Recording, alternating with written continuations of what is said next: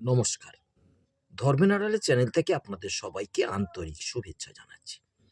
আজকের ভিডিওর মূল বিষয়বস্তুতে যাওয়ার আগে একটা পাঁচালী বোয়া ব্রতকথা আপনাদের শোনাই। তারপর আসবো মূল ভিডিওর বিষয়বস্তুতে। এক বামুনের একটি ছেলে ও একটি মেয়ে ছিল। বামুনের ঘরে মা মঙ্গলচণ্ডীর ঘট পুজো হতো। আইবুড়ো মেয়েটি রোজ ফুল তুলত, চন্দন ঘষত, ঠাকুর ঘরে পূজা করত। মা মঙ্গলচণ্ডীর ওপর খুব ভক্তি ছিল। একদিন ঠাকুর ঘরে গিয়ে দেখল যে একটা জোড়া কলা রয়েছে। তাই দেখে মেয়েটি ভাবলে যে এ কলাতে তো আর ঠাকুর পূজা হবে না, আমি খেয়ে ফেলি। মেয়েটি কলাটি খেয়ে ফেলল। কিছুদিন পরে মেয়েটি ভয়ানক অরুচি হলো। পাড়ার 5 জন গিন্নি দেখে বলল, কি সর্বনাশ, এ মেয়ে যে গর্ভবতী হয়েছে। এতদিন যেমন আইবুড়ো করে রেখেছিলে, এইবার মরো। বামুন কি করলো, সমাজের ভয়ে মেয়েকে বনবাসে দিল। বনে থাকতে থাকতে 10 মাস 10 দিনে চাঁদের মতো যমজ ছেলে হলো।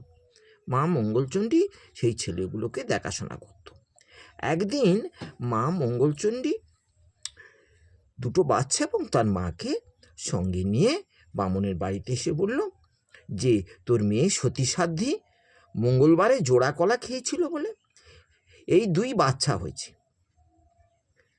এই পর্যন্ত পাঁচালিটা থাক, এইবার আসল পাঁচালিতে আসি। মঙ্গলবারে জোড়া কলা খেয়েছিল, আর মা মঙ্গলচণ্ডীর উপরে খুব ভক্তি ছিল, তাই এই বামুনের মেয়ের জোড়া বাচ্চা হয়েছে। আচ্ছা, একটা কথা আপনারা ভাবুন তো, মা মঙ্গলচণ্ডীর কাছে তো কোনো কিছু অভাব নেই। তা যদি মেয়েটা এত ভক্তিমতী হয়, আর মা মঙ্গলচণ্ডী যদি ওই মেয়েটার উপর যদি খুব সন্তুষ্ট হয়ে থাকেন, তাহলে তিনি টাকা পয়সা ধন দৌলত না দিয়ে বাচ্চা দিতে গেলেন কেন?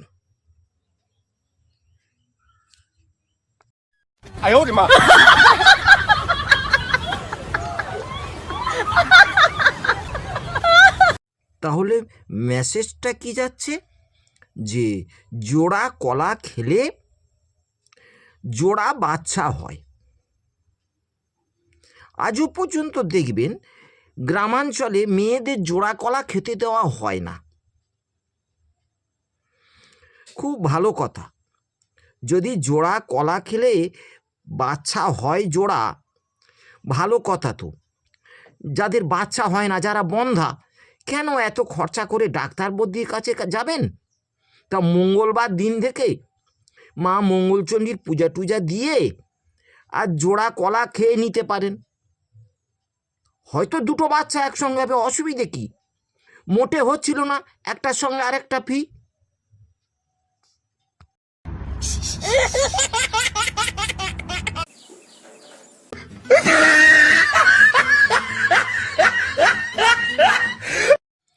জোড়া কলা খেয়ে কোনো যুগে কোনো সময় কারোর জোড়া বাচ্চা হয়নি বা বাচ্চা হয় না, হতেও পারে না।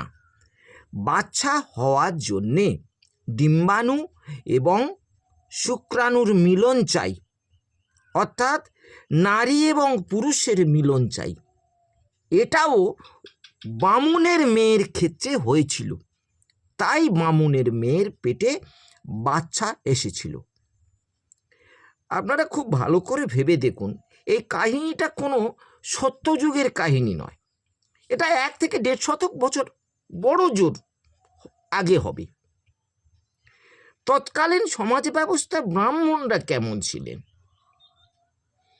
ব্রাহ্মণরা ছিলেন কুঁড়ে। সবাই শিক্ষিত তা নয়, ব্রাহ্মণ সমাজ শাসন করতো বলে সবাই শিক্ষিত এটা ভাববেন না। এরা কুঁড়ে ছিল, অশিক্ষিত ছিল। ওই পূজা করে সংসার চলে, না চললেও চলতে হচ্ছে। সংসার অচল হয়ে গেছে। ব্রাহ্মণের ঘরে তো ছেলেপুলের অভাব হয় না, তা সংসার বড় কিন্তু ইনকাম ছোট। মেয়ে ইনকাম করে শুরু করে দিল, পেটে বাচ্চা এলো, তাহলে কি করবে? এই দোষটা কার ওপরে দেবে? মা মঙ্গলচণ্ডীর ওপরে দেওয়া হলো। মা মঙ্গলচণ্ডী জোড়া কলার মাধ্যমে মেয়েটার পেটে বাচ্চা দিয়েছে। কি আবদারের গল্প দেখুন।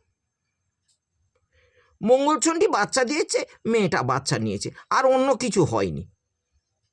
তাহলে এই নোংরা কাহিনীটা তৈরি করে মঙ্গল কাব্যের ওপর চাপিয়ে দেওয়া হলো।